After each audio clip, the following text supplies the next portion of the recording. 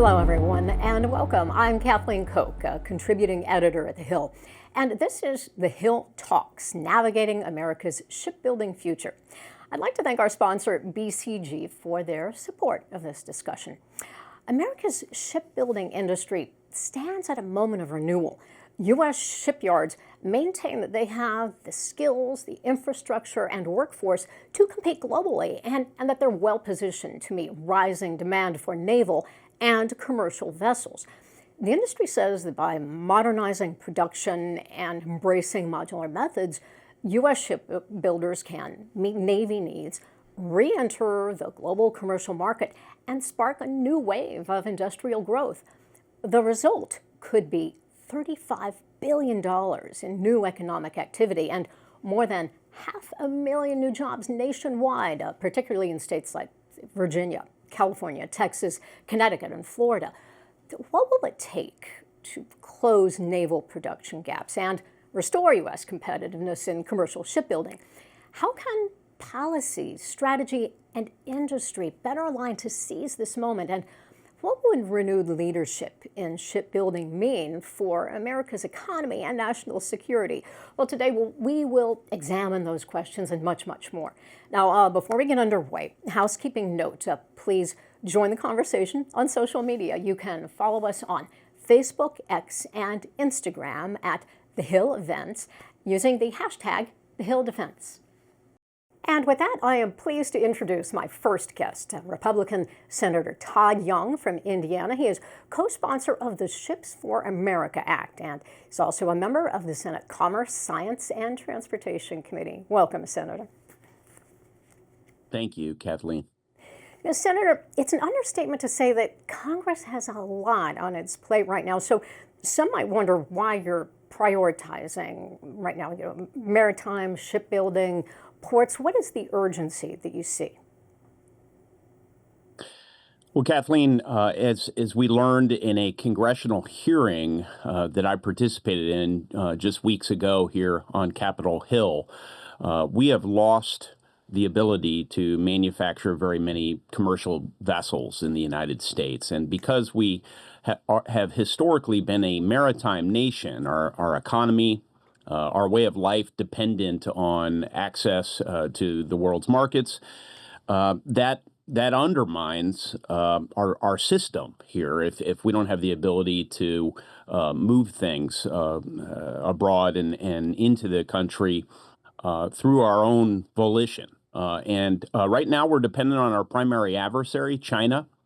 When we need to move various things, we're certainly dependent on other countries that are on the perimeter of China to manufacture new vessels, and we need to regain that capability.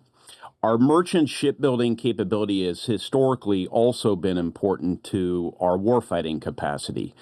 We need the ability to move men and materiel into harm's way whenever necessary. We also need to have the shipyard industrial base to build new ships and repair our existing stockpile of ships in time of war. So for all those various purposes I unpacked, this is a really important issue. It's a national security-oriented issue that also invokes our economic health as a country. So, Senator, tell us about the Ships for America Act that you're co-sponsoring. How would it remedy that situation that you just described? So the Ships for America Act aims to do three things in short. Number one, it aims to invite and attract more investment, foreign and domestic, into our existing shipyards and even into some new shipyards, bringing those into production or restoring shipyards that have fallen out of production all over the country, from the Great Lakes to the Gulf of America, East Coast and West Coast. We need more capacity.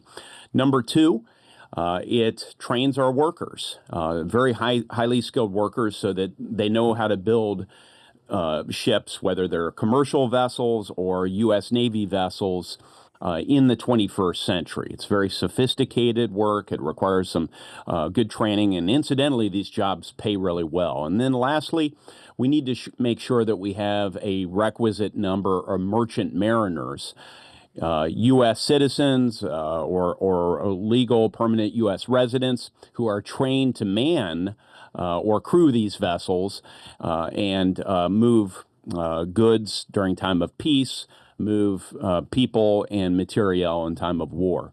This legislation covers all of that entire portfolio of issues that's really required to restore our maritime dominance. And it, of course, invokes a lot of different interests, economic interests, geographic interests, and even some political interests. Because it's so sweeping, we have been able to earn broad-based support, bipartisan in nature, support here in Congress, as well as support in the White House.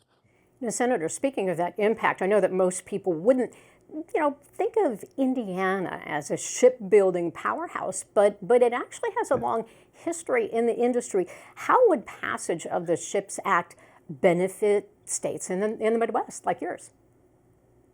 It's a great question. It's oftentimes, it won't surprise you, that the first question I get when I'm back home, because memories fade and our economy has evolved over the years, but we are still a leading producer of metals, from aluminum to steel.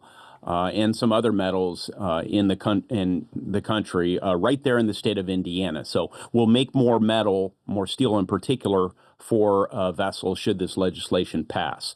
We're also a leading producer, being the most manufacturing intensive state in the country, a leading producer of various components. Mostly automobile components, but components to all kinds of other complicated things, from pumps to motors to you name it. And those will be needed in these very complex and intricate 21st century vessels. We're very trade dependent, more trade exposed in the state of Indiana than other states are. So our economy, again, depends on economic security, depends on the ability of the United States to be less dependent on other countries, to move things to and fro. And then I'll say directly, there is an opportunity for Indiana to see maybe a new shipyard established on the Great Lakes.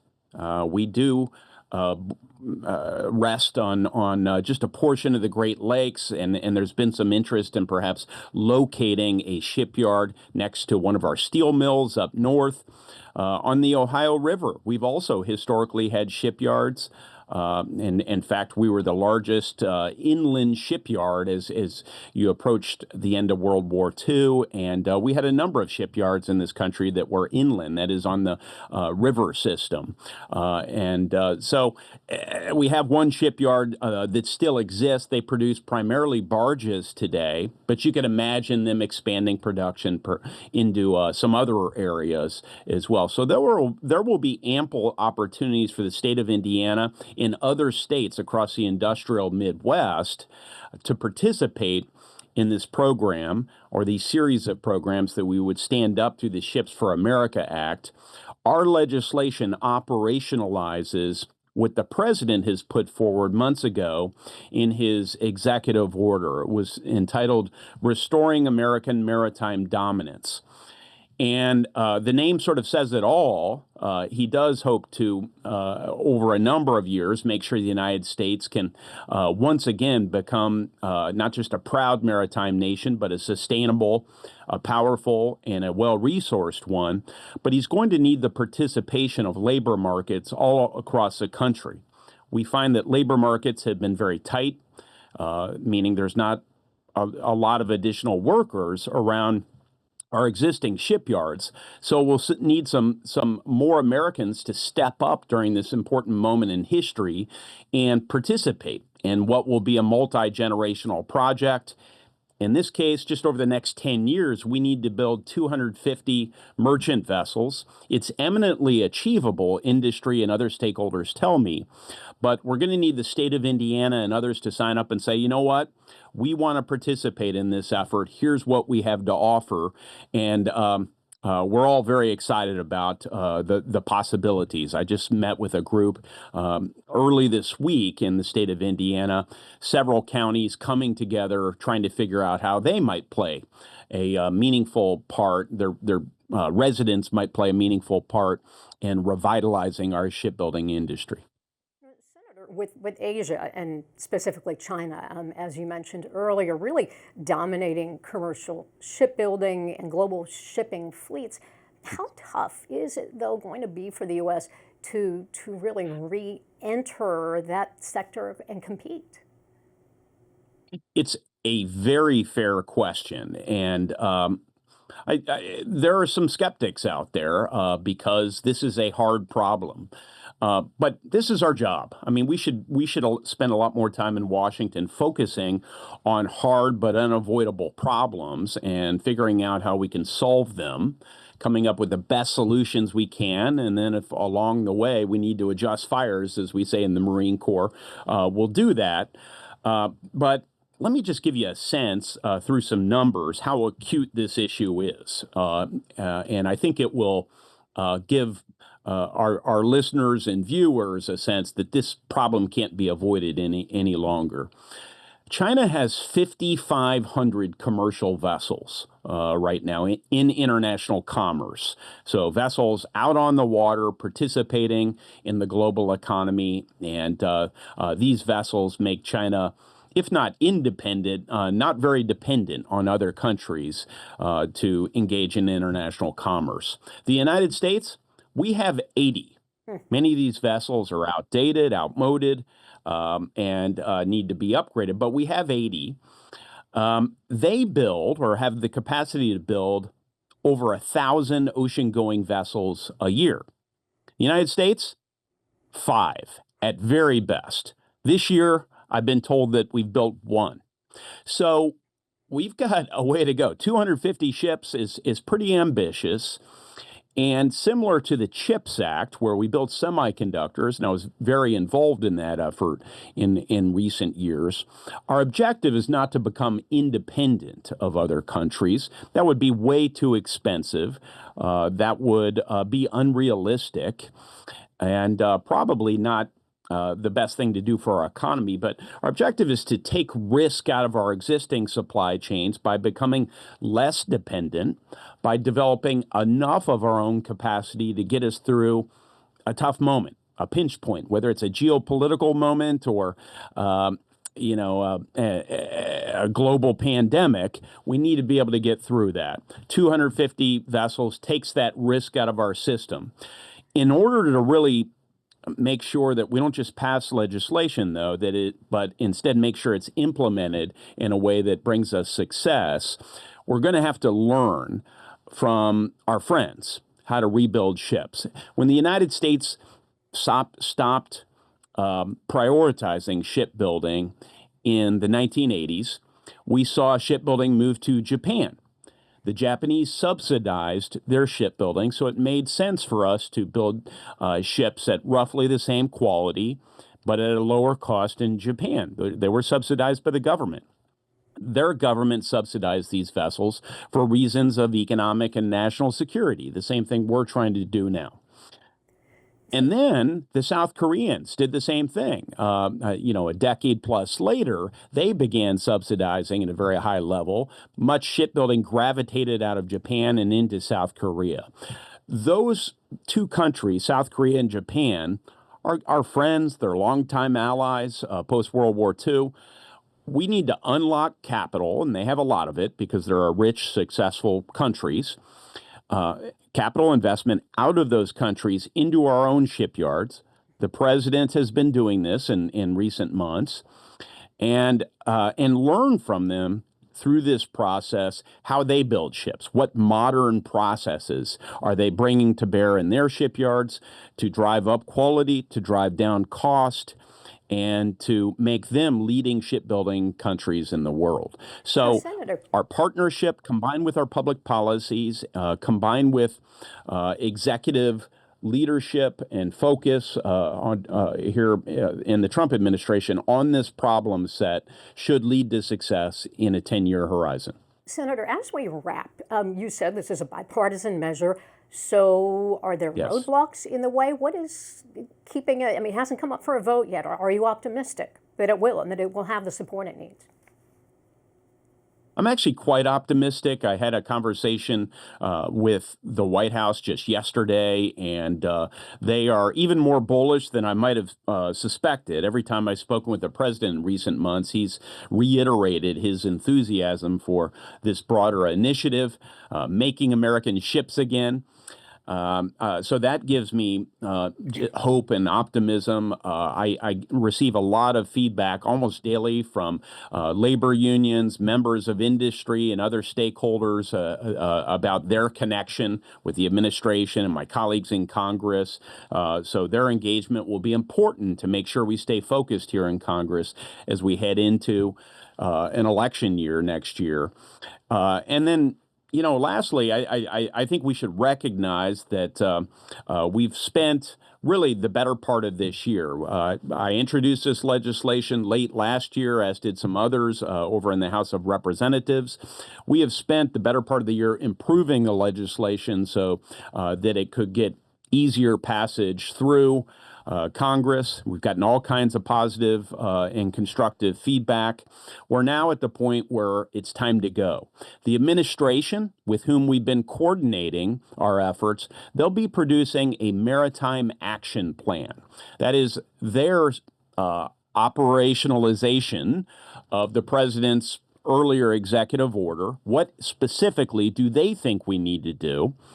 We have been working with them, so I think what you'll see in the president's Maritime Action Plan is a either specific reference to the Ships for America Act, my legislation, or they will lay out the substance of what is already in our legislation. So we're all pushing together, and the American people are asking us to do what President Trump campaigned on: big, bold things that capture the imagination, that allow people across the industrial Midwest and really across the country, regular people, to play a meaningful part during this important moment in our history in rebuilding our economy and our national defense industrial base. This does all of that. So it perfectly aligns with political, economic, and national security imperatives, and we're ready to go. This will be a priority as we head into next year. Quarter 1 of next year, you'll begin hearing a lot about shipbuilding, and expect some action from Congress. All right. Thank you so much, Senator Todd Young, Republican of Indiana and co-sponsor of the Ships for America Act. Great discussion. Thanks for joining me today. Thank you, Kathleen. And next, we will hear a word from our sponsor, Boston Consulting Group. I was able to sit down earlier with Tom Petticord. Tom is a senior partner and North America leader of BCG's industrial goods practice, and he works closely with shipbuilders, industrial leaders, and government agencies on large-scale transformations. Take a listen. Thanks for joining me. Thanks so much for having me. It's great to be here. The narrative in the media is that the U.S. shipbuilding industry lags behind its global peers, that it is in some way inherently inefficient. I mean, is that a fair assessment? Well, there's been a lot of talk about the U.S.'s shipbuilding lately and a lot of myths. Before I get to that question, let me just start with BCG set out to get the facts. We started to do a study, a ground-up economic-based study, the goal to help inform policymakers on what it takes to rebuild America's maritime strength. What did you find? Most shocking in that is that the scale of this challenge. So today, U.S. shipbuilding is a $30 billion industry.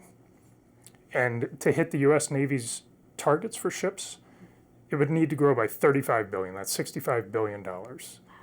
That $35 billion, to put that in perspective in shipbuilding terms, is more than the commercial shipbuilding industry for South Korea, Japan, and Italy combined. So that context is really important. We're at a critical inflection point. This is not only national security, it's also economic vitality. So I wanted to set that stage when we go to the narrative about efficiency, which you brought up. It's become part of our self-talk. It's become part of the self-talk of the country. Our study looked at the past 20 years of shipbuilding. We looked at every commercial and military ship that's been produced, and we asked two questions. For the same shipyard and the same class of ship, did the cost of the next successive ship go up or down from the prior one? And did the time it take to build it go up or down? Guess what we found? The U.S. was the best. Wow. I wouldn't have expected that. That's exactly. So interesting, yeah. And that's what it seems to have been lost in our narrative. So, but we do raise the question, our costs are going up, ships are taking longer, what is happening? And what's happening is the designs are changing. So we're changing the designs for our ships, and it just doesn't give a chance to the shipyards to get the rhythm. So what it really becomes about is how to have the stability of designs and then really mobilize industry behind it. So do we have a clear sense of what the Navy wants? I say we, maybe shipbuilders. Yeah. And can U.S. Shipyards meet that demand? The picture is clear. So the U.S. Navy is very clear about what is needed, how much is needed, and when it's needed. For example, submarines. Submarines, the Congress has appropriated $95 billion for the next decade of submarines. So that's a clear picture. Same surface ships, submarines as well too. So it's not a matter of what needs to be built. It's a matter of the throughput. So right now, shipyards are built at a rate about 1/2 what is needed to meet those targets.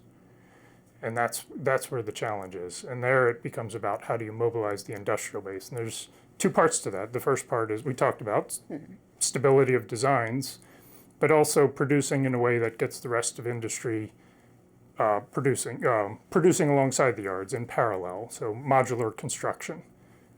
So explain to us what exactly modular construction is. I understand a lot of other countries use it. Yeah. So with modular construction, the term's used very loosely. It's used a lot. I'm talking about it in a very specific way. So modular production is the breaking up of a ship into repeatable sections of a ship that can be produced by small suppliers or other yards in parallel and then assembled at a final yard. You brought up the challenge, like this is one place where the study pointed out the U.S. does lag. So much less than 10% of our ship and submarine production is done modularly, like I described. Well, it sounds challenging because it's not like drywall when you're building a modular house. You can't just trim a little bit off, right? Yeah. Put up some spackle. Yeah, that's the challenge. They need to be repeatable, standardized sections of the submarine or surface ship, in that case, that can be made by another yard or a smaller supplier in the industrial base, and that's where we do lag. In Asia, 50% of shipbuilding is done that way, or 50% of the dollars are done that way, and then in Europe it's 2 to 3 times where we are, so it's closer to 20% of the design. For us, for us as a country, it's all about how do we mobilize the industry behind the shipyards to get throughput up. That is interesting. That's the way the rest of the world is building ships. So I guess that's the way we have to go. Let's talk about commercial shipbuilding. Can the U.S. compete globally there? Yeah. So far, I've been talking about naval shipbuilding, so the military shipbuilding. Commercial is a totally different story. So commercial shipbuilding is not a free trade market. It is heavily subsidized. It is state-sponsored. And this changed really about 15 years ago. You're talking about China. China, exactly. So 15 years ago, China started subsidizing the shipbuilding market. At the time, they had 13% share of global commercial shipbuilding. Now they're at 51% share, and that's after $220 billion of subsidies. South Korea kept pace at around $200 billion of incentives, and that just maintained their share at 30%. So unless you're subsidizing, you're going to lose market share. And it's not a matter of the U.S. being able to. It's we as a country certainly can. It's whether we choose to do so. And that was the way we used to build ships back pre-President Reagan, right? Exactly. Yep. So as a teenager, I lived just a little bit over an hour from Ingalls Shipbuilding down on the Mississippi Gulf Coast, and I saw the impact on the local economy. It's a huge driver. So why should this, what we're discussing today, why should it matter to other Americans who don't live near shipyards? This is what I'm most excited about, and the reason for optimism is the growth I talked about. So going from 30 billion to 65 billion, it's the middle of America that's going to feel it. It's not going to be the coasts. So today, shipbuilding is 413,000 jobs. To hit the U.S. Navy's targets, we're going to have to grow by about 540,000 jobs. Wow. This isn't going to happen. The shipyards, yes, the traditional shipyards will see growth, but as you move and mobilize the industry around you, those jobs are going to be throughout the supply chain. They're going to be at the steel mills. They're going to be at the machine shops. They're going to be at the logistics centers to move modules across the country to be final assembled together. And that's why that modular construction is really important. Modular construction allows compression of the schedule. You can build faster if you have more working in parallel. It allows for this geographic expansion. You can have more smaller suppliers participating. Economic inclusion, it's not just the coasts. And this is really about rebuilding the American middle class. It's about creating that industrial base that we need as well, too. It's a lot of jobs, though. I mean, I understand currently the shipbuilding industry is struggling to fill all the jobs that are available. So where do we find all the manpower? This is one of those other myths that seems to be out there as well, too. Looking at the study, we looked at the workforce of every shipbuilding nation in the world. Something remarkable we realized is that the U.S. has the only shipbuilding workforce that is expected to grow in the future. So there's a reason for optimism. But what is happening? I think it's more about making sure the right skills are in the right places at the right time. And back to the main challenge, this is really going to require some coordination across the industry, across public and private interests to make sure we got the right talent in the right places. All right, well, Tom Petticord, North America leader of BCG's industrial goods practice. Thanks so much for a really fascinating conversation. Thank you, Kathleen. And my next guest is Congressman John Garamendi, a Democrat of California. He is a senior member of the House Armed Services Committee and co-sponsor of the Ships for America Act. Welcome, Congressman. Delighted to be with you. Now, Congressman, you've spent many, many years in your career working on a really wide variety of maritime issues. What first convinced you that the U.S. shipbuilding industry needed a major course correction? Well, when I came to Congress, I was on the Coast Guard Maritime Committee and also on the Armed Services Committee. It turns out that both of these committees play a critical role in America's economy as well as in the security of our nation. On the Armed Services Committee about a decade ago, I came across a report from a think tank in Washington that basically said that the United States could not sustain a fight in the Pacific. And they laid out the reasons why. The reasons were we had no way to supply the military in the Pacific. Similarly, over on the Maritime Committee, we just watched the hollowing out of the American maritime industry. Fortunately, we were able to save the Jones Act. But if that had gone, there was a major effort to do away with that. We needed, because of these two, to rebuild our maritime industry. And the Ships Act is a result of about 12 years of work on my part and on Senator Kelly and our other two members of our group that put together the Ships Act. We've got to rebuild our maritime industry, and the Ships Act will do it. Congressman, when you look at where the U.S. is and where it needs to be in this sector, what single gap would you say alarms you the most? Well, what's alarming is that the United States was once the largest maritime country in the world, and we simply gave it away. We ignored it. And it's critical for our economy. The shipyards of America basically build naval vessels and a few Jones Act ships. Beyond that, there's very little economic activity, but there could be. The Ships Act calls for building a 250 fleet merchant ships over the next decade. And that would put enormous capacity into our economy and into our shipyards. And we also have in the bill, we have the money to rebuild and upgrade the shipyards. So this is really an economic as well as a security issue. Combination of the two really are compelling. And I suppose that's why we have well over 170 members of Congress and the Senate signed on to it, and very significant support from every sector of the economy. So, Congressman, when you talk numbers, you look at the United States having some 80 U.S. flagged ships in international commerce compared to China that has some 5,500. Now, you say the Ships Act wants to add 250, but how should we then think of the goal here? Because we can't match China ship for ship. What are we really aiming for? Well, we're certainly not going to be able to match China.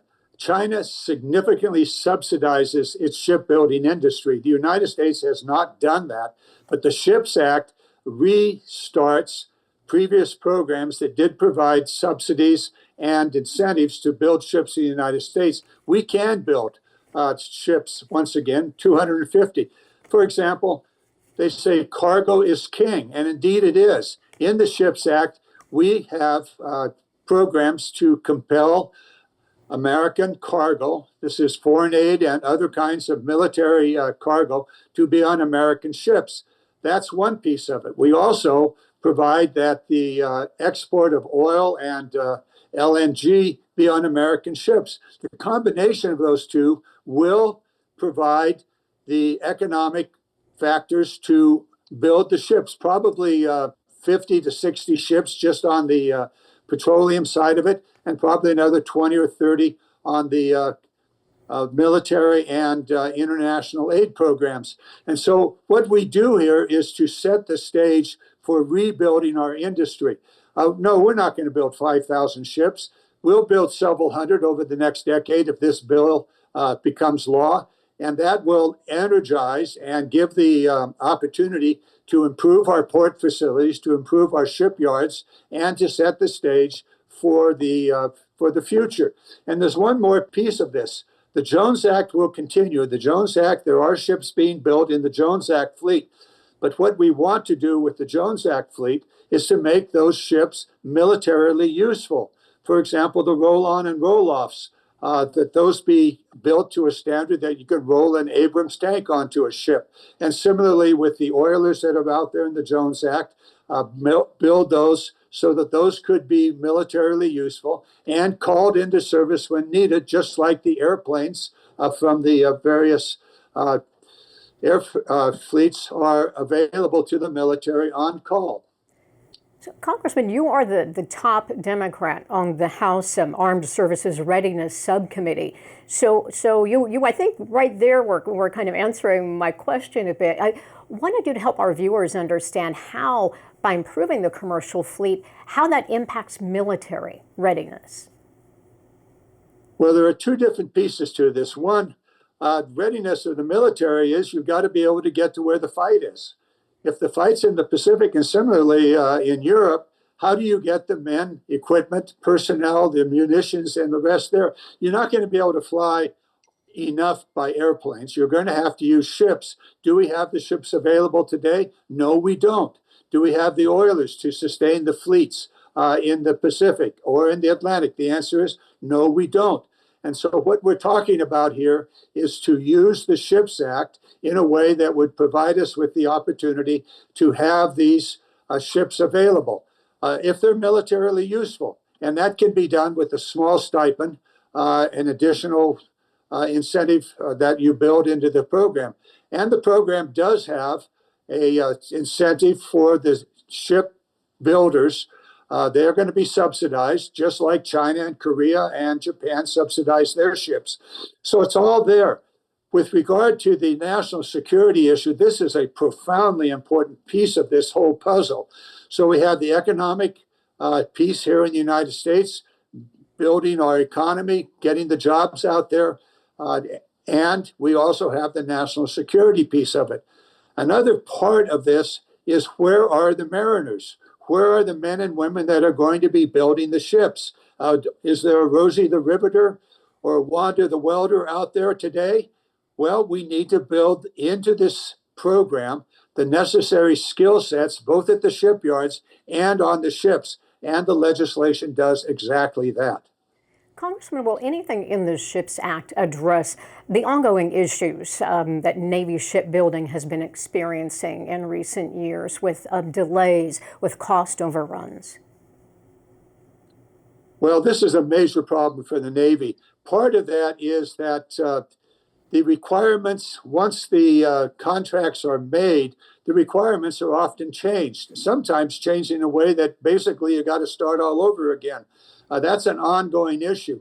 The second problem for the Navy is the personnel to build the ships. I talked about Rosie the Riveter and Wanda the Welder. We need those people today. And the SHIPS Act sets up a mechanism to bring into the industry the necessary personnel to build the ships. The electricians, the welders, the riveters, all of those have to be trained, and that is in the SHIPS Act. Secondarily, we also are increasing the capacity of the maritime academies. And finally, the mariners themselves, there's a specific program here for the mariners.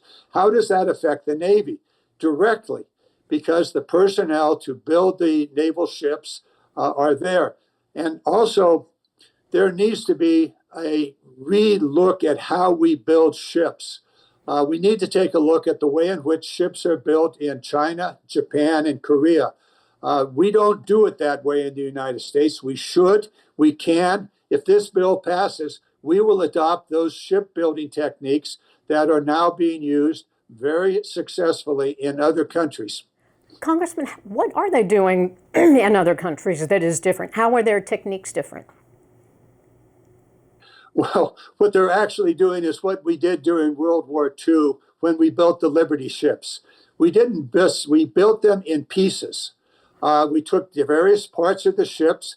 Some of those were built at the shipyards, some were built elsewhere. Those were brought to the shipyards and they were put together. That is what is the technique that's being used in these other countries. We could and we should be doing that here in the United States. Going back to what we did, 70, 80 years ago, build these things in component parts. Another part of this is the constantly changing requirements. And this is a major problem that is affecting the Coast Guard. The Coast Guard cannot build an icebreaker. Every time they get started, they change the requirements. And so you go back to the beginning. We can't do that. We have to have a standard mechanism, a standard requirement, and then build to that requirement.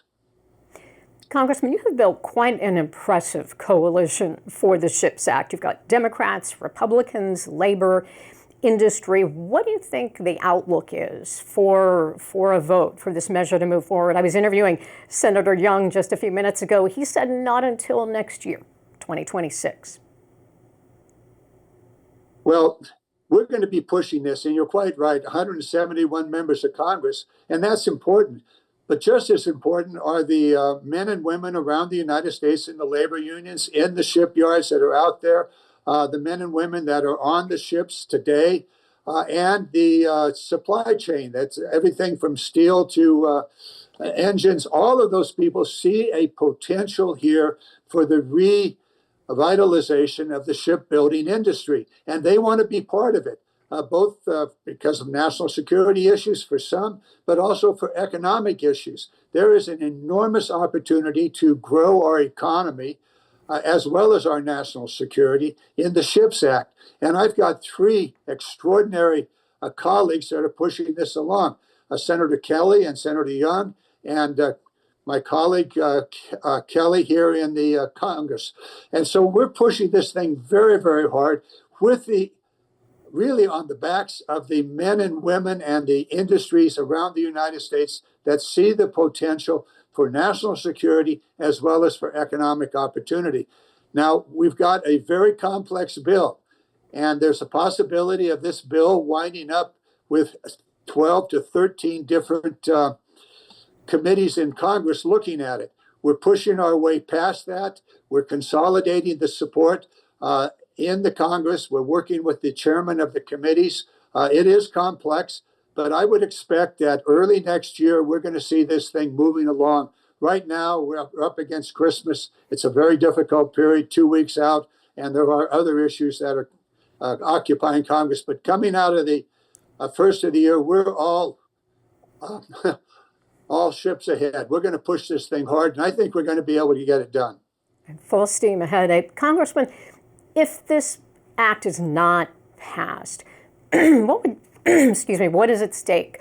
What keeps you up at night on this issue?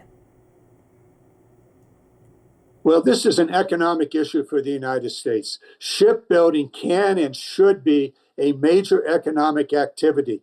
We're talking about sophisticated systems that are on these ships. We're talking about steel. We're talking about the engines. All of these things are major components and could provide make it in America opportunities. And by the way, this is very, very much a make it in America piece of legislation. It's written into every single piece of it. So that's an opportunity to rebuild and to grow our economy. The shipyards themselves, there's money in this bill to rebuild, to update our shipyards, and at the same time provide the necessary employment opportunities. So that's on the economic side of it. It is a major economic opportunity to rebuild America and to make it in America. Similarly, it is an absolutely necessary national security issue. We have to be able to be in a position to support our troops across the oceans, as we did in World War II, and as we must if there's ever a conflict in Europe or in Asia. And that requires ships. That's the Jones Act ships, as I talked about earlier. They can be built militarily useful. And as we build these merchant ships, the blue water merchant ships, those too can be built in a way that could be militarily useful. If we do that, we have the opportunity and the necessity of being able to meet the needs of the military if there's ever a conflict, to resupply and to meet their needs. Congressman John Garamendi, Democrat of California and co-sponsor of the Ships for America Act. Thank you so much for sharing your passion on this issue. Thank you. It's now time for our panel discussion. Please welcome Eric Labs. Eric is a senior analyst of Naval Forces and Weapons at the Congressional Budget Office. Michelle Kruger is president of Austal USA, and Matthew Paxton, president of Shipbuilders Council of America. Welcome, everyone. So we are here today to talk about restoring U.S. competitiveness in shipbuilding, and I'd like to ask each one of you, how would you characterize the overall health of the industry? Eric, I'd like to start with you. Well, I would say that the naval shipbuilding industry is in going through its most difficult period, I think, in my entire 35-year career or at CBO. They're having difficulty sort of building ships on time, building ships at cost. Delays have been increasing substantially over the last few years. And the United States does not build very much in the way of commercial ships at all. So most of the U.S. shipbuilding effort is in naval shipbuilding, and it has challenges pretty much across the board. Michelle, Austal is the 5th largest U.S. shipbuilder in the U.S. What concerns you most? Well, thank you for having me, first of all.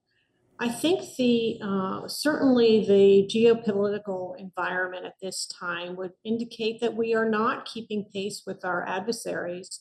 And certainly we need to think differently. I thought the Secretary of War, Pete Hegseth's Arsenal Freedom address was spot on, where he identified the need to reduce bureaucracy so that we could increase the pace of shipbuilding.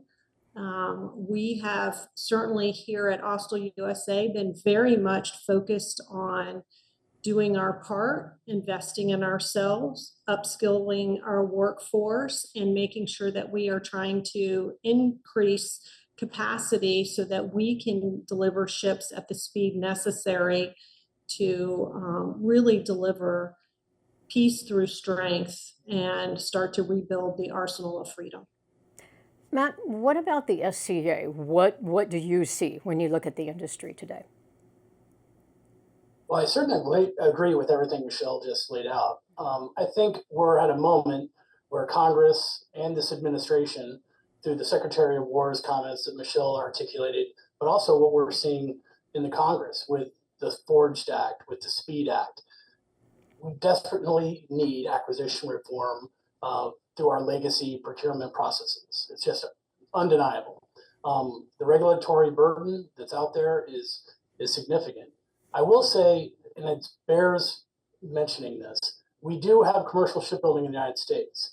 Now, it's not what a lot of people focus on, which is the large ocean-going vessel construction, but that commercial shipyard industrial base is now partnering through distributed shipbuilding with a lot of our members. For instance, Austal is working with a commercial shipbuilder, Master Boat Builders, to do distributive shipbuilding. Those type of industrial-based things are really, really critical, and it shows that we have an industrial base that is here that can grow and that can deliver. Eric, earlier this year, you testified before the Armed Services Sea Power Subcommittee, and you detailed the key challenges in the Navy's 2025 shipbuilding plan. What were your primary findings? There were several key findings of that report. It's something that is required by Congress. Each year, the Navy submits a shipbuilding plan. It requires CBO to also do an independent analysis of that shipbuilding plan. One thing is that we've seen that the cost overruns on Navy shipbuilding programs have increased threefold over the last couple of years compared to what they had been, several years ago. The Navy shipbuilding plan, which would build towards a fleet of 387 ships, compared to 287 today, it's going to cost about $40 billion a year every year in shipbuilding funds to build that fleet over the next 30 years. It would, in the end, then lead to a much larger fleet, but it's going to require a lot of money to get there. The Navy's total budget, its top line, if you will, would need to increase by 1/3 in real terms. That means that after adjusting for the effects of inflation to be able to support and operate that larger fleet. And it's critically for the conversation today is that the plan is going to increase demands on the Navy's shipyards, the industrial base, by about 50% compared to where we are today, which has already seen growth over where we've been over the last few years. Construction times and prices for major warships have increased substantially over the last few years. So all of these are the ecosystem, if you will, in which the Navy is operating and trying to build a much larger fleet. So you're saying this plan is not realistic? Well, I'm not going to say that. We can certainly invest the money necessary. We can appropriate the funds to have a larger shipbuilding budget, but it's understand that is going to be a larger shipbuilding budget than what we've had for quite some time. The shipbuilding industrial base will be very challenged to build out the fleet that the Navy has intended for itself in that shipbuilding plan. Doesn't mean it can't be done, but it's not going to be easy, and it's going to take a lot of time and effort and resources, particularly to address some of the shipbuilding industrial base challenges that the Navy faces. Michelle, I think this is a great time for you to chime in here. You just heard Eric describe delays, cost overruns, which are pretty standard when it comes to shipbuilding for the U.S. Navy. I know that Austal has had some challenges with the littoral combat ship. So what, though, from your perspective as a Navy shipbuilder, what is your biggest pain point? And is there any way that you think that the government can play a role in alleviating them? I think that's a great question. I'm first going to start with shipbuilding in general. I do believe that for us in particular, as we like to think of ourselves as the nexus of innovation, we have successfully transitioned from an aluminum shipbuilder in our 25-year history into a steel shipbuilder.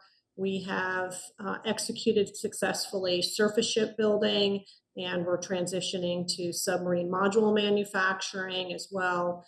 And so I really believe that part of our national strategy needs to recognize that there needs to be almost a right sizing of our shipbuilding portfolio, meaning that we need to have both a sophistication in terms of our subfleet and our DDGs and our combatants, but we also need to have almost a modern Liberty ship model that is transferable and buildable by multiple shipyards so that we can do we can leverage those other smaller shipyards that are coming up to speed so that we can get more quote unquote players on the field or ships in the water. So, are you talking about hearkening modular back to shipbuilding? your Doing more original modular question- shipbuilding? Pardon me? I said, are you talking about is that modular shipbuilding you're referring to there? Yes, in fact, I believe that adding some additional modularity, module manufacturing, but also commensurate with an autonomy vision of perhaps that's our modern Liberty ships, so that some of the larger primes can be more of the integrators, and the smaller shipyards can be the enablers to the larger shipyards to be able to integrate those and enable them to scale up and accelerate. And so for us, I believe we are offering both. We are shipbuilding, and we're doing that at pace. And I will add that through the LCS program, we were able to deliver about 9 of those, if memory serves, on time or early. And so I truly believe that right sizing and the national shipbuilding portfolio and thinking about it a little bit differently, we can leverage all of the capability from our shipbuilding industrial base to enable getting more and accelerate ships into the fleet. Matt, in China, dual use shipyards build military vessels side by side with commercial ships. So they have there what's called a military civil fusion policy, which I know we're all familiar with. But how does the SCA then view the interplay here in the United States between the commercial shipyards, repair yards, and defense shipbuilding yards? Well, you're right. China and a lot of Asian shipbuilders do the civilian military type fusion shipbuilding. We do that here in the United States. There's shipyards that do that, that build, for the Navy, build for the government, have commercial shipbuilding and commercial ship repair and government ship repair. So we can do it. We don't do enough of it. But what Michelle was articulating was this idea of distributed shipbuilding, where you get the whole industrial base in on it.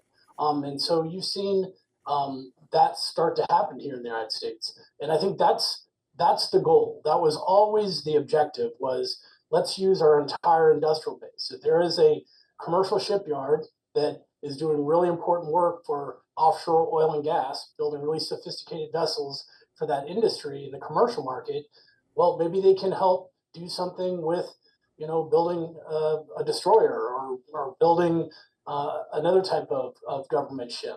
So when you bring everybody in, it makes things more efficient. It looks like we can deliver better at scale. And the reality is we do have 120 active shipyards. I know some of these shipyards are smaller, but if we all are in this together, and we really do have a national imperative that we're going to do this and we're going to reform our acquisition, we have an industrial base that's here. We have not outsourced this industry. This industry is here. We just need that clear demand signal, that clear industrial policy, and you'll see our shipyards step up. Well, Matt, what would have to change to have dual-use shipyards in the U.S.? Well, I think, first of all, government shipbuilding is very, very complex. We are building the most lethal, survivable, stealthy, advanced Navy in the world. That's undeniable. We need quantity as well as quality. To really have other commercial shipyards kind of play in that space, we have to reform our acquisition practices. We can't make it so burdensome with all the regulatory aspects that go into government shipbuilding so that you don't have new entrants that can play in the government shipbuilding space. So I think we have to have honest reform. We need to look at the overall bureaucratic structure that kind of lays all of our government shipbuilding programs to allow for commercial best practices where we can. For instance, we have a ton of logistics ships that need to be built. They might not need to be built to military specifications. They can maybe be built to commercial best practices. And if you did that, I think you'd have more entrants in that space building more ships and delivering. Eric, in your testimony, you mentioned that nothing is more important, at least in your opinion, than addressing the labor shortages that U.S. shipbuilding and maintenance yards face. So how bad are those labor shortages, and what solutions do you see? Sure. Before I answer that question, let me just add that I agree with a lot of what Michelle and Matt were just talking about. Federated shipbuilding, which is the term that I and my counterpart use, I think is an essential tool just going forward to address those large industrial-based challenges that I was talking about earlier, the growth in tonnage that the Navy wants from a shipbuilding plan. I am a little bit more skeptical about the crossover between commercial shipbuilding work and military work, and we can talk about them more of that if you wish. But yes, I agree that in my view, the biggest challenge that the Navy faces in achieving its shipbuilding plan that the industry has is a lack of a sufficient amount of skilled labor. And we see this both in terms of the challenges that the shipyards have in recruiting that labor, and then especially the challenges they've had in retaining that labor. Most of the shipyards that build the Navy warships are experiencing attrition rates of 20% or more. And honestly, there's a number of things that can be done to address that. The first most important one would be to substantially increase wages. One shipyard saw that when they increased wages by 10%, they reduced their attrition rate by about 10%. The problem was it went from about 22% down to 19%. So if you still have an attrition rate of around 20%, you're still not going to get the kind of efficient and productive shipbuilding enterprise that you really need to, put out warships in a timely manner the way we used to, 15 or 20 years ago. But wages isn't the only one, although I think it's probably the most important one. There are other things that can be done to attract and retain that labor. You can improve the working conditions in the shipyard, the quality of life that they have, more covering so that the workers aren't working out in the elements, more services, making parking easier to them or transportation easier so they don't have a 45-minute commute to the shipyard and then spend 30 minutes walking to their workstation.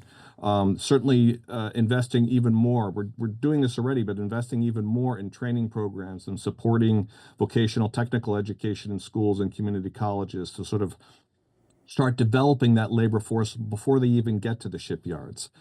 There's other things that are worth thinking about, maybe tax benefits if you work in a shipyard, or, housing benefits to help workers, buy houses. One of the unfortunate consequences of COVID was that with the rise of remote work and shipyards being waterfront property, there's a lot of people who have moved out of cities and gone to those types of areas and have driven up the cost of housing. I was up in Bath area about 2 years ago, and there the average price of a house was, rivaling sort of DC suburbs, Northern Virginia prices, which is just huge, and it's not something that the average shipyard worker can afford, at least on the pay structure that they've had for a long time. So there's a host of things that can be done to address this, and in my view, if you really want to address these challenges, you're going to have to move out on, frankly, all of them in a very smart way.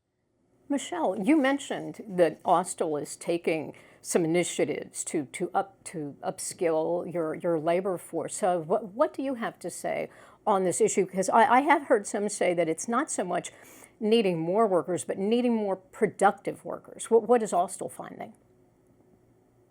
Well, again, another great question.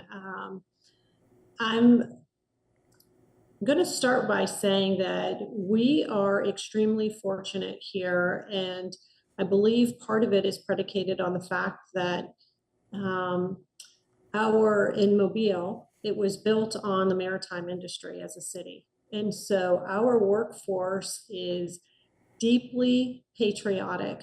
And from my experience, and I've been in the industry since the 1980s, I have not seen a more patriotic workforce than I have seen here at Austal USA. We are very fortunate to have the workforce that we have. In terms of what are we doing, first and foremost, we really took to heart retention. So we wanted to make sure we understood our retention numbers. And what we found when we did a deep dive was that we were losing more of our folks between the 0 and 2 year mark. So we set out on a course to understand the why, to fix that. And I'm happy to report that we have seen significant improvement in our retention numbers over the last year by about 4%. Now, and that takes us down to about 16% overall, not just for that 0 to 2, but we've also seen improvement there. What we have also found is we have increased wages. We recognized through a market study that there were some trade classifications that we needed to make a compensation adjustment. We did that. But we've also recognized that we needed to improve on our engagement, our recognition, and our training, as Eric had indicated. So we have literally taken across the entirety of Austal USA for every supervisor or above and gone and provided leadership training to each of them. And then we've also are working with the community. We're working with AIDT, which is our local training center here, community colleges, to make sure that we always have a talent pipeline and that we have our curriculum in those community colleges so that we're training to the workforce that we need. Michelle, but we're also making sure that we do that you on a regional scale. Sorry. Michelle. So we're also making sure we do it regionally. So it's not just about Austal, but it's for the region. Great. Thank you so much. We're running out of time. I want to get Matt in here for the last word. Matt, as we're talking about the workforce issues, and we know we're discussing this massive investment in commercial shipbuilding, is there at all a concern? Are you worried that you might end up siphoning some workers away from the defense shipbuilding where they're in dire need? I just don't see that. I see, for instance, what happened up in Philadelphia at what is now Hanwha Philly Shipyard. That shipyard went from 80 employees to over 2,000 employees right now. And they didn't siphon off employees from Navy shipbuilding. They grew it organically. They grew it through the tri-state area up there. The thing I see is in the United States, we have a growing population. We have a younger worker that might not want that 4-year degree debt and sees what Michelle said, a patriotic profession in shipbuilding and ship repair. I think we have a workforce organically in the United States that is here to meet the moment. And I feel strongly about that. And again, we have an example of how that worked already. I definitely see in really technical, shipbuilding in the Navy. Yep, we don't want to have rework. We want to have the most proficient, skilled labor force to do the work that Michelle's doing, and a lot of our other shipyards are doing for Navy shipbuilding and Navy ship repair. We want to get that right, and that workforce takes a lot of training. But we can grow in the commercial space, I really believe, rapidly based on that clear demand signal. We have to have that work. We have to have those contracts. So you have that long-term investment in facilities and our people. Right, Eric, Michelle, Matt, what a great discussion. Thanks so much for joining me today. That brings us to the end of our program. Thank you so much to all of our wonderful speakers. And on behalf of the Hill and our sponsor, BCG, we'd like to thank everyone who joined us today. Now, if you missed any portion of today's discussion, the full event video is available on our website and on social media, where you can find us at The Hill Events. Well, thank you very much and have a great rest of your day.